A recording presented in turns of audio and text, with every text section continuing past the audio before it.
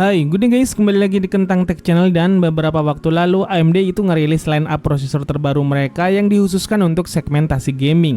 Ya, kali ini kita punya sebuah prosesor terbaru dari AMD Ryzen, yaitu AMD Ryzen 7 9800 X3D. Prosesor ini dibuat memang untuk naik level dari prosesor AMD Ryzen X3D pada generasi sebelumnya, yaitu Ryzen 7 7800 X3D yang waktu itu adalah raja gamingnya. Prosesor ini sendiri dirilis dengan kode name Granite Ridge, yang mana ini udah Zen 5 dengan teknologi 4 nanometer. Sedangkan Ryzen 7 7800 X3D itu masih Zen 4.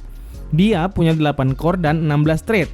Speednya sendiri terlihat gede di 4,7 GHz untuk base clocknya dan 5,2 GHz untuk maksimum boost clocknya. Kalau kita mau bandingkan dengan Ryzen 7 7800 X3D, perbedaan yang paling kelihatan tentu aja adalah speednya ini sendiri. Yang mana Ryzen 7 7800 X3D itu base clocknya masih di 4,2 GHz dengan maksimum di 5 GHz. Nah, sebagaimana prosesor AMD Ryzen dengan ekor X3D, prosesor ini juga punya chase yang gede. Dia punya L3 chase di 96 MB yang udah make AMD 3D V-Chase teknologi terbaru, ditambah dengan 8 MB L2 chase. Untuk AMD 3D V-Chase teknologi, ini adalah modifikasi terbaru dari AMD yang mana 3D V-Chase yang sebelumnya itu ada di posisi atas, sekarang 3D chase-nya itu ditaruh di bagian bawah. Sedangkan bagian atasnya adalah bagian core dengan arsitektur Zen 5-nya, yang mana arsitektur Zen 5 ini udah diakui punya efisiensi yang bagus banget. Nah, dengan perubahan struktur yang seperti ini, AMD itu ngeklaim kalau prosesor ini bisa mendapatkan clock speed yang lebih tinggi, karena dengan 3D chase ditaruh di bagian bawah, suhunya juga bisa lebih adem. Sehingga kita diberi keleluasan untuk melakukan tweaking, karena memang pada AMD Ryzen 7 9800 X3D ini, AMD itu pede banget untuk mengunlocknya. Jadi kita bisa lakukan overclocking pada speednya untuk mendapatkan performa yang lebih kenceng lagi. Yang cukup menggembirakan juga, kita itu masih bisa pakai MOBO dari chipset sebelumnya dengan chipset 600 series dari soket AM5 untuk pakai prosesor yang satu ini. Cukup update aja BIOSnya ke versi yang paling baru, kalian udah bisa pakai MOBO yang chipsetnya masih 600 series. Untuk urusan harganya sendiri, di marketplace Indonesia, prosesor ini sekarang harganya itu ada di kisaran 8,6 hingga 8,7 jutaan ke atas. Termasuk masih lumayan mahal ya. Buat kalian yang sebelumnya udah pakai Ryzen 7 7800 X3D dan sempat beli waktu harganya masih 5 jutaan, bersyukurlah karena harga Ryzen 7 7800 X3D sekarang itu melonjak di kisaran 7 jutaan sejak AMD Ryzen 7 9800 X3D ini dirilis. Kembali ke Ryzen 7 9800 X3D yang ada di kita. Nah, sebenarnya kita tuh rencananya mau bikin rakitan PC pakai prosesor ini. Sayangnya beberapa komponen pendamping seperti casing dan liquid cooler yang udah kita rencanakan itu datangnya agak delay ke studio kita. Di sisi lain, sampel VGA yang mau kita pakai dalam rakitan yang udah kita rencanakan ini itu juga buru-buru kita kirim kembali untuk bisa dipinjamkan ke reviewer yang lainnya. Akhirnya kita bisanya bikin rakitan dengan konsep testbed saja pakai prosesor yang satu ini. Untuk komponen yang kita gunakan selain prosesor AMD Ryzen 7 9800 X3D-nya antara lain adalah sebagai berikut. Motherboardnya ini kita pakai X870E dari Aorus. Motherboard ini memang udah diperuntukkan untuk prosesor AMD AM5. Jadi dia udah support sama AMD Ryzen 7000 series, 8000 series hingga 9000 series. Sebagai sebuah motherboard high-end, fitur-fiturnya udah lengkap pakai banget. Kita bisa melakukan tweaking maksimal baik itu RAM dan juga CPU-nya. Slotnya sendiri juga udah pakai PCIe 5.0x4, sehingga kita bisa menggunakan beragam komponen terbaru pada motherboard yang satu ini. Harganya sendiri di marketplace, ini motherboard itu dibanderol dengan harga di 6,5 jutaan. Kemudian untuk RAM di sini kita pakai RAM G-Skill Trident RGB DDR5 32 GB. RAM yang ini dia punya speed XMP hingga 6000 MHz. Kemudian harganya sendiri ada di kisaran 2,1 jutaan. Untuk storage kita pakai SSD M.2 NVMe Gen 4 yaitu Samsung 990 Pro dengan besar 1 TB. Harganya sendiri di marketplace itu masih cukup lumayan yaitu di kisaran 1,6 jutaan. Kemudian untuk VGA cardnya kita pakai MSI GeForce RTX 4070. VGA ini spesifikasinya sendiri adalah 12 GB GDDR6X 192 bit. Harganya ada di kisaran 11 jutaan. Kemudian untuk power supply-nya kita punya PSU FSP Vita GM850 80 Plus Gold. Ini kita pakai yang gold biar aman dan listriknya stabil untuk jalanin spesifikasi rig yang kita pakai. Harga PSU ini sendiri ada di kisaran 1,7 jutaan.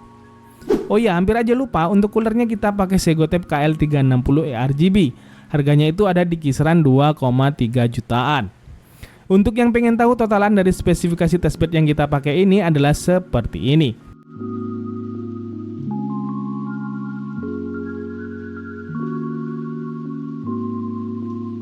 Di sini biar genep kita tambahin casing juga, yaitu Segotep Gang 360. Nah, sekarang kita ke pengujiannya. Untuk pengujiannya sendiri kita coba mainin beberapa games AAA, kemudian kita sempat juga bandingkan beberapa games itu pakai prosesor dari kubu sebelah. Kemarin kita sempat tes Intel Core Ultra 7 265KF juga dengan spesifikasi yang mirip di beberapa komponen lain seperti PSU, RAM, dan VGA card-nya.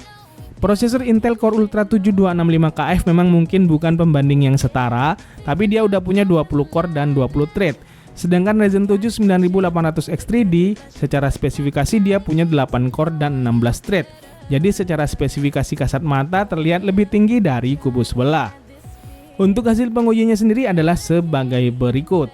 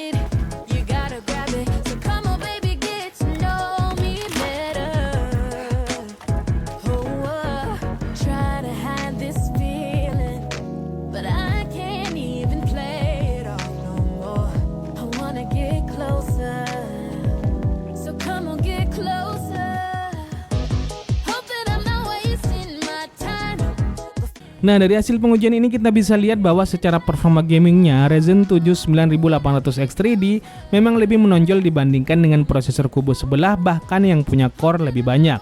So, jujur 9800X3D saat ini memang salah satu prosesor terkenceng untuk kebutuhan gaming.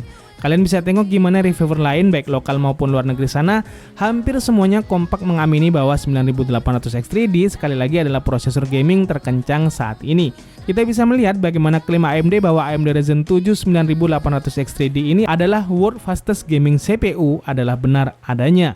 Tapi memang untuk benar-benar ngerasakan kencengnya prosesor AMD Ryzen 7 9800X3D ini dengan signifikan, maka komponen utama lain yang kita pakai seperti VGA card itu juga harus yang kenceng juga. Beberapa reviewer berpendapat batas bawah untuk bisa merasakan performa Ryzen 7 9800X3D dengan optimal itu kira-kira adalah seperti pakai VGA RTX 4070 Ti Super atau kalau memungkinkan adalah RTX 4080. Barulah nanti setelah komponen utama serta pendukung udah proper banget, maka kita akan bisa ngerasain performa prosesor ini yang betul-betul kerasa banget perbedaannya. So, gimana nih? Kalian ada yang udah upgrade ke prosesor ini? Atau ada yang punya rencana upgrade ke Ryzen 7 9800X3D ke depannya? Coba deh tulis di kolom komentar. So, sekian video kita kali ini. Semoga bermanfaat dan kalian suka. Terima kasih udah nontonin video ini sampai habis. See you in the next video. Adios dan jangan lupa semangat setiap hari. No, come on.